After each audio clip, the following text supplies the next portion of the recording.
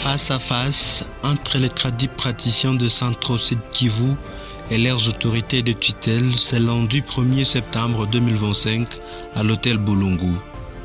Ceci à marge de la célébration de la 23e journée africaine de la médecine traditionnelle.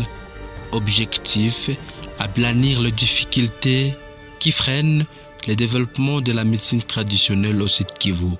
Au cours de cet atelier d'échange organisé par le Conseil national de tradition du Congo, le représentant du gouverneur à cette activité a exhorté les praticiens à mettre du professionnalisme dans ces métiers qui s'avèrent être sensibles face aux différents cas de malades qui se font soigner dans leur structure. C'est pour ça que moi j'ai demandé à la plateforme de célébrer cette journée, la 23e journée, mais aussi profiter de cette occasion pour essayer un peu d'assainir, puisque eux-mêmes doivent protéger leur service. Toutefois, il a invité les praticiens d'éviter toute cacophonie au sein de cette structure, car la médecine traditionnelle joue un rôle capital dans la médecine moderne. Par la même occasion, les praticiens ont exposé en une foire les produits pharmaceutiques, fruits de leur expérience professionnelle. C'est le cas de SAO RDC qui a exposé sur un produit qui soignerait l'infertilité chez les hommes.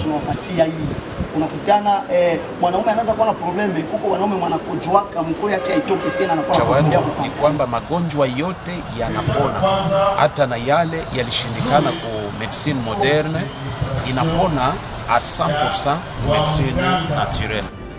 Satisfait de la tenue de cet atelier, le Conseil national des praticiens du Congo, via son président, le docteur Aimé Domwenge, remercie le gouvernement provincial pour son accompagnement dans cette lutte. Je vois que ça se passe très bien parce que tous les invités ont répondu et surtout la présence des autorités sanitaires, les autorités gouvernementales locales, ça nous a beaucoup honorés.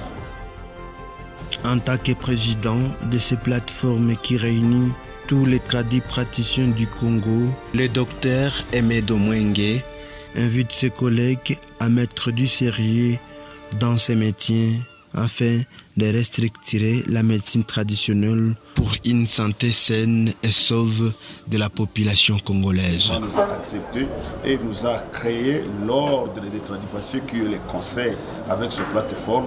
Je pense que tout on va organiser et il n'y aura plus ces difficultés-là de lamentation d'ici par là, ça va terminer.